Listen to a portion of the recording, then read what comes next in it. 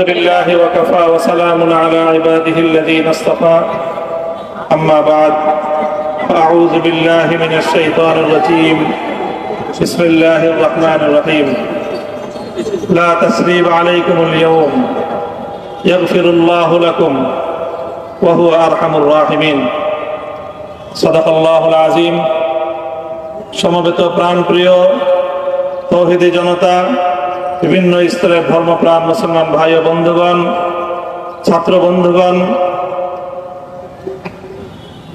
এবং প্রিয় এলাকাবাসী, আল্লাহ পাক রব্বুল আলামিনের শুকরিয়া আদায় করি। আল্লাহর দ্বীনের কথা বলার অপরাধে, আল্লাহর দ্বীনের বিজয়ের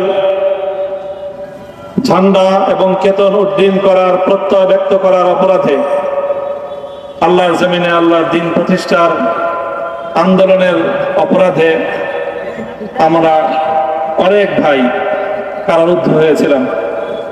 পর্যায়ক্রমে সকলেই আলহামদুলিল্লাহ জিন্দানখানার লৌহ প্রাচীর ভেদ করে মুক্ত জীবনে ফিরে এসেছেন। সর্বশেষ আজ আমার মুক্তির মধ্য দিয়ে 2021 সালে হেফাজতে ইসলাম বাংলাদেশ এবং এদেশের আলেম সমাজের উপর ইতিহাসের অন্যতম এক গভীর ষড়যন্ত্র এবং চক্রান্ত নির্যাতনের যে স্টিম রোলার পরিচালনা করা হয়েছিল, তার আজকে একটি প্রাথমিক অধ্যায়ের পরিসমাপ্তি ঘটল।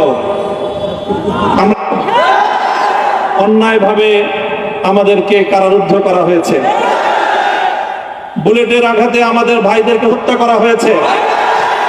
আমরা যখন আমাদের সন্তানদের লাশ এবং তাদের সেই মরদেহকে সামনে রেখে আমরা যখন আমাদের ন্যূনতম প্রতিবাদটুকু উচ্চারণ করতে গিয়েছি, তখন আমাদেরকে কারারুদ্ধ করা হয়েছে, আমাদেরকে নানাভাবে নিষ্পেষণ করা হয়েছে, আমাদেরকে জনগণ থেকে বিচ্ছিন্ন করার সব ধরনের অপচেষ্টা চালানো হয়েছে। আমি আজ এই মুহূর্তে আমার এই মুক্তি উপলক্ষে আমি বলতে চাই, আমাদের উপর জুলুম করা হয়েছে, এটাকে আমরা সহ্য করে নিলাম। আমাদের ভাইদেরকে হত্যা করা হয়েছে, সেটাও সহ্য করে নিলাম। আমরা আমার সন্তানের লাশ কাঁধে তুলে নিয়েছি, সেটাকেও আমি হাসি মুখে বরণ করে নিলাম।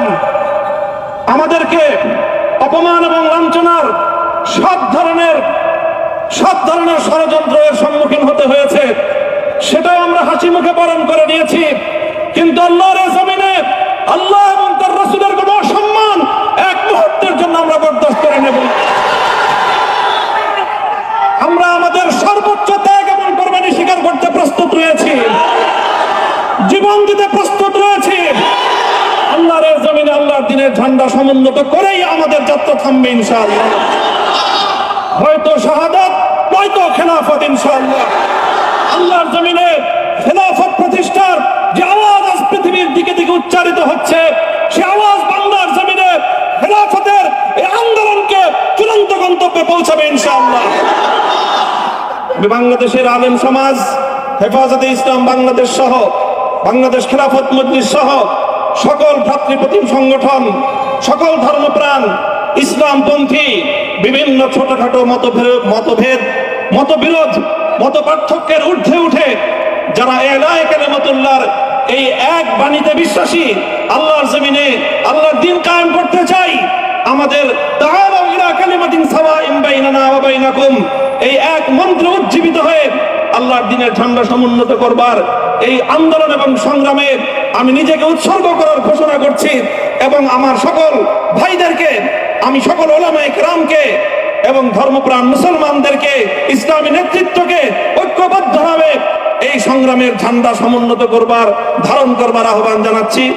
এবং আপনাদের সকলকে আবার শুকরিয়া জ্ঞাপন করছি যে আজকে আপনারা এভাবে আমাকে উৎসাহিত করেছেন, উজ্জীবিত করেছেন। আল্লাহ পাক আপনাদের সকলকে উত্তম বিনিময় দান করুন। প্রিয় ভাইরা,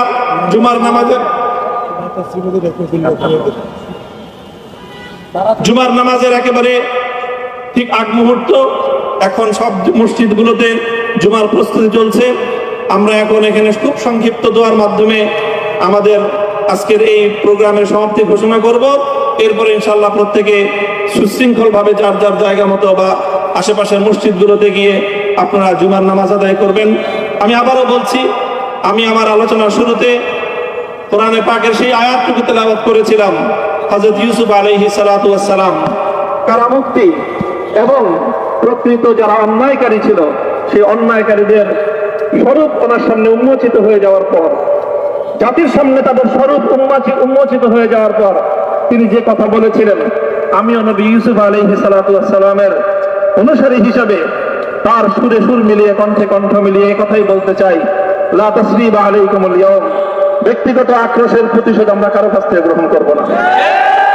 সকলকে আহ্বান জানাই, মাদ্রাসা, স্কুল, কলেজ, ভার্সিটি কোন শিক্ষা ব্যবস্থার ছাত্রদের মধ্যে বিভেদ করার নীতিতে মামুনুল হক বিশ্বাস করে না।